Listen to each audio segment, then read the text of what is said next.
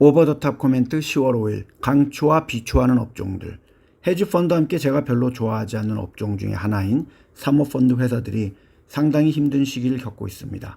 과거 수십 년 동안 그들은 현금을 엄청나게 가지면서 사업을 매수하고 또 부채도 지면서 그 사업에서 이익을 내고 팔고 하면서 다른 투자가들을 모으는 것들을 해왔습니다.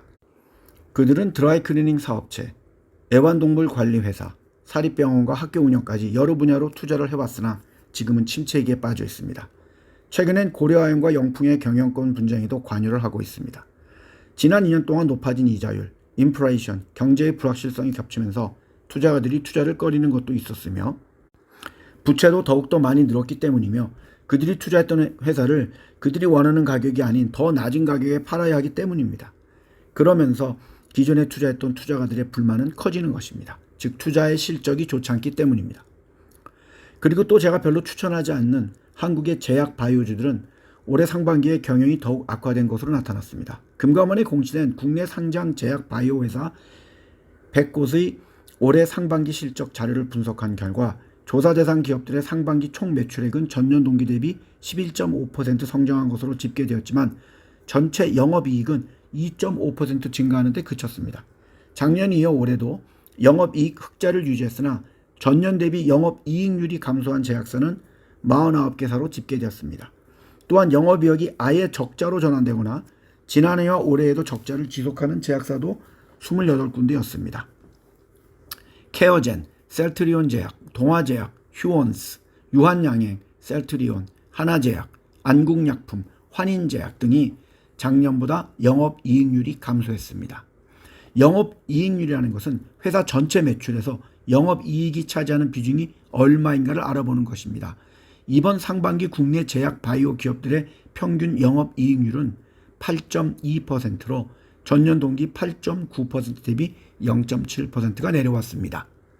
특히 바이넥스, 동아ST, 제일약품, 동성제약, 명문제약 등은 지난해 영업이익 흑자에서 올 상반기에 적자로 전환되었습니다. 또한 NK맥스, 진원생명과학, SK바이오사이언스, 메디포스트, 삼성제약, 코롱생명과학, 조화제약, 신풍제약, 경남제약, 경동제약 등의 제약 바이오 기업들은 작년에 이어 이번 상반기에도 영업이익 적자를 기록했습니다. 물론 글로벌 토탈 메디컬 에스테틱을 지향하는 휴젤이라는 회사는 올해 상반기에 39.1%의 영업이익률을 기록했습니다. 이것은 전년 대비 7.2% 늘어난 수치입니다. 이외에도 케어젠, 사마제약, 삼성바이오로직스, 이수앱지스, 고려제약 등이 각각 37.7%, 34.6%, 31.2%, 25.2%, 22.6%의 영업이익률을 기록했습니다. 물론 이 업종들 외에도 제가 별로 추천을 하지 않는 것들도 많이 있습니다만 그것들은 향후에 다시 한번 알려드리도록 하겠습니다. 우리 구독자분들은 투자하실 때 신경을 써야 할 업종입니다. 반면 제가 추천드리는 배당주 ETF에 최근 한국 투자가들이 많이 투자했다고 합니다. 미국이 금리 인하를 시작했고 반도체에 대한 우려가 짙어지면서 안정적인 현금 흐름을 제공하는 배당주에 관심이 몰리고 있다는 것입니다. 단 저는 미국의 배당주 ETF를 추천하진 않고 한국의 배당주 내지는 배당을 많이 주는 개별 기업 몇 개를 묶어서 투자하는 것을 추천합니다. 최근 한국 예탁결제원에 따르면 지난 한 달 동안 한국의 투자가들은 미국의 대표적인 고배당 ETF인 SCHD를 7,730만 달러, 1,043억 원 정도를 순매수했다고 합니다. 반면 같은 기간 엔비디아와 테슬라를 각각 2억 4,030만 달러, 3,245억 원 정도, 2억 8,258만 달러, 3,814억 정도를 순매도했다고 합니다.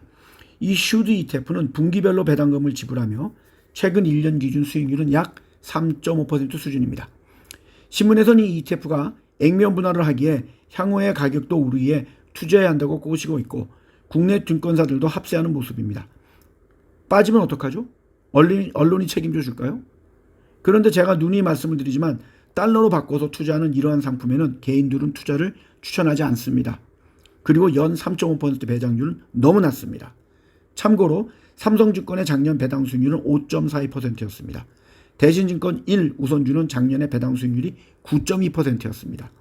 대신증권의 배당률은 8.2%였습니다. 작년 배당 수익률 최고는 예스코 홀딩스로 25.85%였고 하나금융지주가 8%였고 우리금융지주는 7.4%였고 SK텔레콤은 7.1%였고 삼성화재 해상보험은 6.5%였습니다. 신한주주가 5.6%, KB금융이 5.6%, 삼성생명이 5.1%였습니다. 그런데 굳이 달러까지 바꿔가면서 3.5%의 큰 돈이 간다는 것은 솔직히 이해하기 어렵습니다. 성투하세요.